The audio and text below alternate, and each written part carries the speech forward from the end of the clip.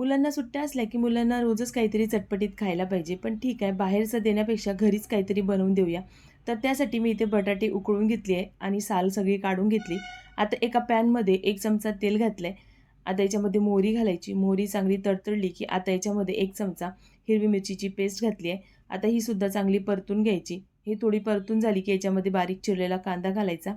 तर कांदा मी ते थोडासाच घातला आहे, म्हणजे अर्धा कांदा बारीक चिरून घातला आहे. हा सुद्धा चांगला परतून घ्यायचा. नंतर याच्यामध्ये काही सुके मसाले घालायचे.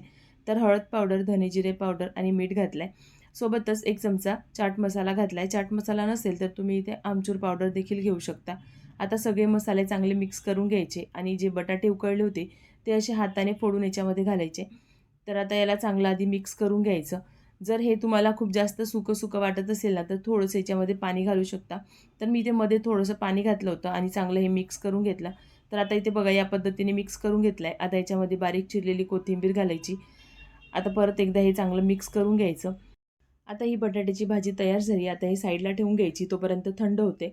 आता माझ्याकडे उरलेले हे ब्रेड होते, तर आता आपण याचाच वापर करणार आहे. आता याचे हे जे साईड आहे ना, ते असे कट करून घ्यायचे आणि आता याला एका ब्रेडला असं हे मिश्रण लावून घ्यायचं. सगळीकडे चांगलं असं पसरवून घ्यायचं. तुमच्याकडे चीज असेल ना, ती चीज देखील याच्यामध्ये वापरू शकता. तर आता या पद्धतीने कट करून घ्यायचे. तर मी इथे 4 असे कट करून घेतले 4 भागामध्ये. तर इथे बघा या पद्धतीने असे कट करून घ्यायचे. आता हे साईडला ठेवून घेऊया. आता एका बाउलमध्ये मी ते बेसन घेतलेलं आहे. ओवा घालायचा, सोबतच हळद पावडर घालायचं आहे, थोडंसं लाल तिखट घातलं आहे आणि चवीपुरतं मीठ घालायचं आणि पाणी घालून याला चांगलं मिक्स करून घ्यायचं. खूप जास्त पातळ करायचं नाही आधी. आधी जास्त पातळ केलं तर मग त्याच्या गुठल्या होतात. तर बघा या पद्धतीने चांगलं मिक्स करून घेतलेलं आहे.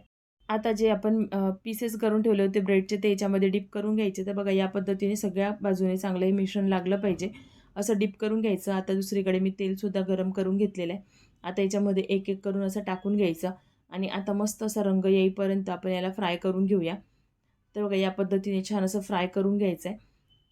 तर बाहेरचं काही देण्यापेक्षा जर तुम्ही घरच्या घरी मुलांना काही बनवून देत असेल ना, तर ते चांगलंच आहे. तर बघा या पद्धतीने छान असे फ्राय करून घेतले. आता एका प्लेटमध्ये काढून घेऊया. तर मस्त असा गरमागरम आणि चमचमीत आपला हा नाश्ता तयार झाला आहे. तुम्हाला रेसिपी कशी वाटली मला कमेंट बॉक्समध्ये नक्कीच सांगा. थोडी जरी आवडली असेल तर व्हिडिओला लाईक नक्कीच करा. चला तर मग भेटूया अशाच नवनवीन रेसिपींमध्ये. Bye bye.